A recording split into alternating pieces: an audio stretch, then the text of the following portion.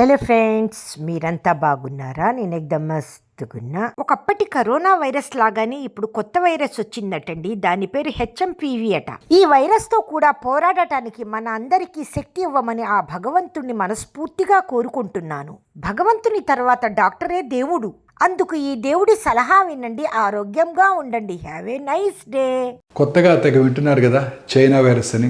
చాలా మంది భయపడతారు, మళ్ళీ కోవిడ్ ఇన్ఫెక్షన్ లాగా అయిపోతుంది, మళ్ళీ 2-3 సార్లు ఎపిడమిక్స్ వస్తాయి, ఎంతమంది చనిపోతారని.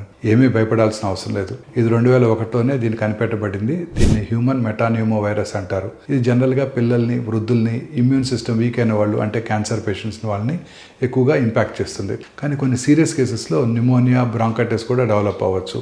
ఈ మధ్య కాలంలో చైనాలో మరి సీజనల్ చేంజెస్ వల్ల కానివ్వండి, పోస్ట్ కోవిడ్ ఇమ్యూనిటీ తగ్గడం వల్ల కానివ్వండి, ఎక్కువగా కేసులు నమోదయ్యాయి. బాడీ ఇమ్యూన్ సిస్టమ్ వీక్ అయినప్పుడు ఈ వైరస్ యాక్టివేట్ అవుతుంది. ప్రివెన్షన్ ఏమీ లేదు. ఇంతకు ముందు లాగానే కోవిడ్లో లాగానే చేతులు సోప్తో కడుక్కోవడం, మాస్క్ వేసుకోవడం, సిక్ పర్సన్స్ ఎవరైనా ఇన్ఫెక్ట్ అయిన వాళ్ళు ఉంటే వాళ్ళకి దూరంగా ఉండటం.